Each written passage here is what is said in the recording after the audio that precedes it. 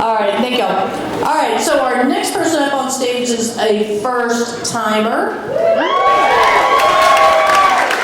You can smell it, right? All right, this is Sara Sherman. Now, Sara has lived in Tucson for 3 years, and during that time has developed a passion for telling her stories on stage. She started as a writer and photographer in Texas and is now a Tucson burlesque performer. Can't get mad about that. And for the first time ever, a Female Storyteller. Welcome to the stage.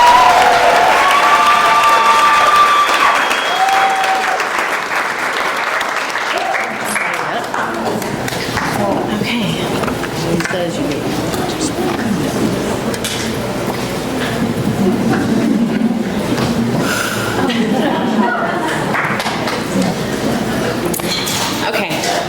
Y'all, I'm so nervous. I'm just going to say that. Okay. So I consider myself a memory hoarder. To me, inanimate objects have not only a particular ability to jog a memory, but they have their own feeling, their own story, right? Throwing out sentimental things has come as a really hard trial for me. To accommodate for that, and you can ask my roommate in the back, my former roommate in the back, I have countless shoe boxes filled with what some of you may call tchotchkes. Magnets, ribbons, rocks, light bulbs, postcards, photos, figurines, bandanas, pieces of little t-shirts, socks, even little pieces of blankets. It's weird. But they all carry a piece of me with them, and I have a really sick attachment to all of it, including my Nikes.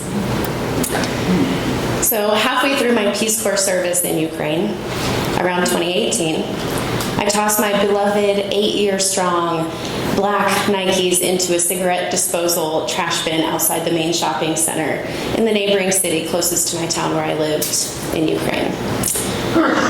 It was time. The entire soul finally said fuck it and separated from the entirety of the shoe and left me soul bare in the middle of an outdoor shopping center. As soon as I felt this overwhelming rush of guilt, knowing that they were lodged somewhere between empty McDonald's Happy Meal boxes and oozing ice cream butts, the neighborhood garbage collector came and dumped the entire trash bin into a larger green one, and then they were gone forever. So let me explain. My Nikes have carried me through several peaks of coaching and academic endeavors in Texas. They topped off every coaching getup that I wore as I watched my little gymnasts tackle one successful meet after another. I miss them. They saw my first internship as a summer camp photographer, running and hiking countless miles in the dirt under excruciating but also nice Central Texas sun. They protected me from the blistering concrete sidewalks that weaved between the campus buildings in North Texas. They've taken me on weekend waterhole adventures, road and camping trips, music festivals, nighttime stress runs around my neighborhood. They were also there when I sat across the high-top table from my mom at a restaurant in Denton, Texas, when I told her that I would be leaving to move to Ukraine and join the Peace Corps, and leaving our emotionally abusive, kind of codependent relationship, and leaving her to get sober on her own this time. My Nikes were also there when I landed in the capital of Ukraine, laced up and ready to take on this new foreign chapter of my life. At the end of July of 2017, I had just arrived at my site, attempting to etch my own niche into this brand new, very foreign community. I wore my Nikes through the city center, where youth and their friends would gather around a dilapidated water feature, singing Ukrainian folk songs and smiling and hugging, and there were enough selfies to go around. I wore them to my town's medical college, which is where I was placed to facilitate my programs. And I sat behind my empty desk, typing furiously to pretend like I knew what I was doing in my first few months in a strange country.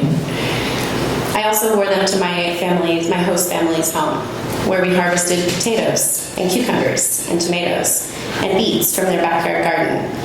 And then we would watch soccer and lay around in a puppy pile on the couch every single weekend. They taught me what a family looked like. During that time, I was also actively trying to salvage any kind of emotional stamina that I had in order to continue pressing on as a brand new Peace Corps volunteer.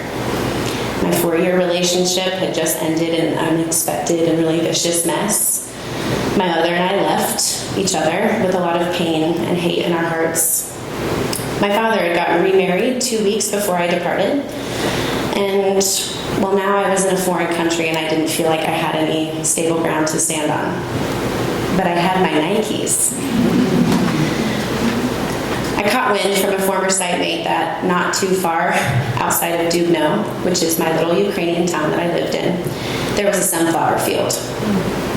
My heart had grown comfortable with constantly hunting for opportunities to dream happy daydreams, but those small successes were far and in between at that time.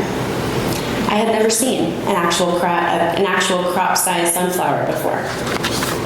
And I craved the idea of venturing into the unknown and searching for something and having the possibility of finding something tangible, something real, something joyful. So a week later, I threw on my Nikes.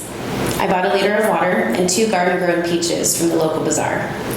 Babusias, little Ukrainian grandmas, were lining the narrow street selling even just 1 carton of backyard-grown strawberries so that they could purchase bread for their family dinner around a bowl of beet soup, the kitchen table, and their bright yellow walls. So the road started at a 4-way cross on the southeast side of Dubno, where the road splits into 4 directions. One road goes to Mirakoshcha, a tiny little village where I had fresh goat milk for the first time. The city center, Sukrovi, which is where I lived with my host family, and this little side street leading to the village of I don't know what. Later, I named it Sunflower Road because we're creative. It started as a paved road, stretching between 2 major grade schools in Dubno. There was 1 bus stop on the right side, which led to a broken sidewalk, which was common, which eventually turned into the matted grassy shoulder that I walked along. I crossed the train tracks and over into the pathway that led me to one of the best walks, even to this day, if not the best walk of my life. So I walked in silence for 2 hours before I started to feel restless. I saw a faint yellow smudge very far in the distance, and I tried to force myself into thinking that it's the sunflowers, but I had no idea. I did not know where I was going. I became frantic at the thought that I would walk for miles without success. Anxiety rose in my stomach as I thought about having to call my host family and explain to them in Ukrainian why I was very late coming home, and I didn't think that it was going to be a very good excuse. So the sickness of nerves and fear circled my head and in my gut and into my feet. But the melodic, unbroken rhythm of the soles touching gravel put me in a trance, and I never stopped to turn around. I can still feel the peach juice streaming down and dripping off my elbows and coagulating into the dirt path beside me. My Nikes were dusted into a calico coat of blacks and light tans. I can feel the sand accumulating on their surface and seeping down into my socks through the breathable fly knit technology that covered my toes. My jean shorts are damp and gathered at the creases where my legs meet my torso. I noticed the wetness of the backpack straps that were tucked tightly under my arms, and I cringed at the thought of how they would smell after summer is over. I reached my 3rd hour of walking when I checked the temperature on my phone. It was 98 degrees outside, but I'm from Texas, so I loved it. I had purposely left my headphones back at home to keep me from drowning out and distracting me from the thoughts that I knew and I needed to surface after a really long trek. I began getting angry that after all of this time, I still hadn't been able to speak out loud to myself as I did whenever I lived home here in America. My car was the keeper of all the belted power songs, the unruly weeps and outcry, angry spouts and quick-witted conversations that I would never have. Please, I hope you relate to me. I often navigated my issues through vocal, therapeutic sessions, and I almost always came to a resolution on my own.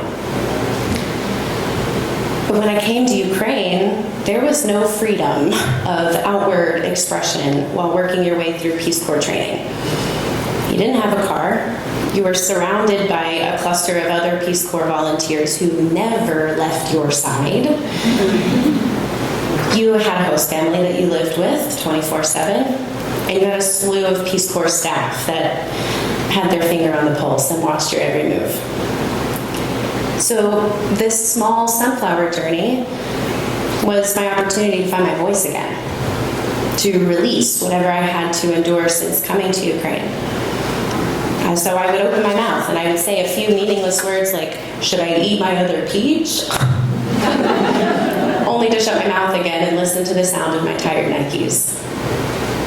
And I gathered my hands into exhausted fists, straining at the thought that I have somehow lost my ability to speak, to release, to open up or even cry.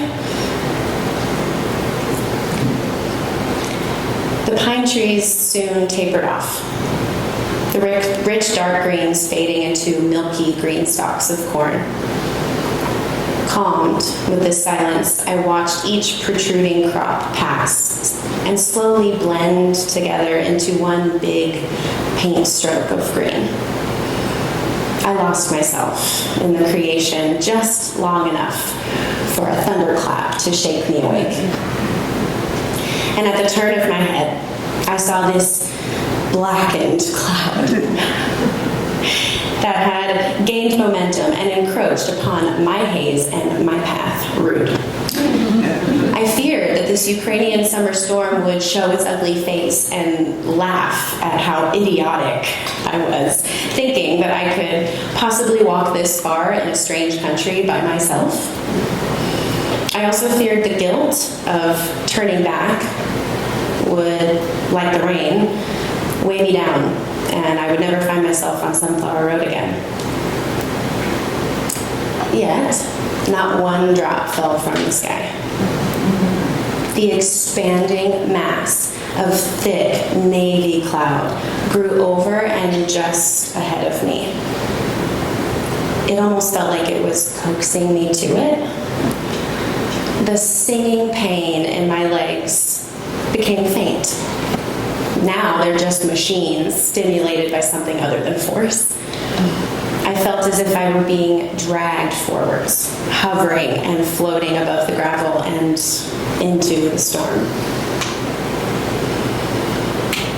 I remember the vacuum-like noise of the wind blowing through the corn stalks, and the tumble at the heart of the storm engulfed me and squeezed me right in the middle, forcing spouts of life in the form of words from my very core. I began spewing and shouting and cursing and sputtering and laughing. I probably looked really crazy. Which eventually led to countless realizations, like the uncovering of answers that calmed the turmoil that had made a home inside of me since I had moved to Ukraine. Being raised as an only child, it was weird that my dad suddenly got remarried to a stranger 2 weeks before I left. But now I had a 19-year-old sister. That's cool. Alcoholism and substance misuse is an illness, and my mom was just sick. However, I knew then that she was with my aunt in California, and she was in good hands. And as much as I wanted, and as much as I tried and failed to save her, I couldn't bear the weight of guilt and shame that I was unsuccessful in bringing her to sobriety.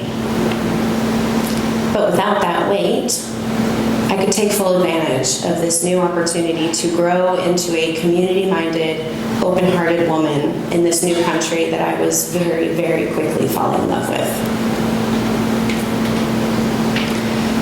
Time was non-essential as I clung to all of my words instead of focusing on the ache in my legs or the doubt of a successful ending to my journey. Somewhere in the 4th hour of walking, this is still one way, by the way, I came to a slight curve just to the right, just beyond the corn crops.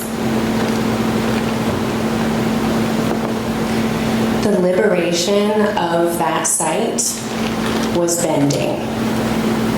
It bent my perception of beauty and space and time.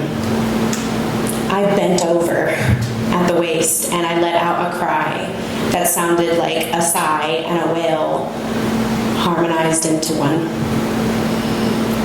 Tears just started falling into the dirt and into the mesh of my Nikes.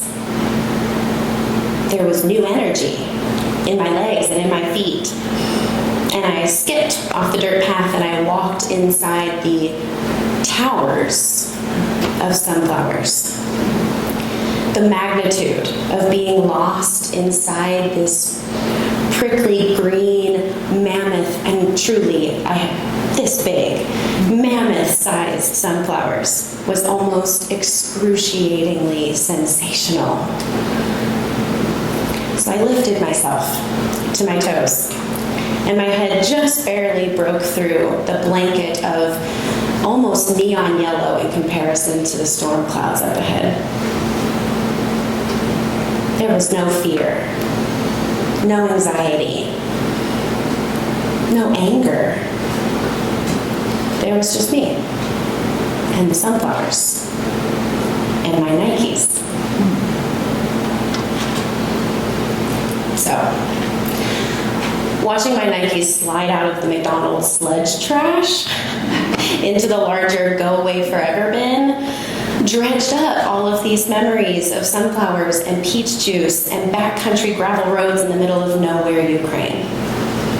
It summoned the chaotic turmoil of my spilling thoughts and feelings on that hot day, and the years of life-changing experiences that they carried me through up until that point. Then, I looked down at the brand new pair of black tennis shoes that I purchased at the corner store, smiled, and started walking. Thank you.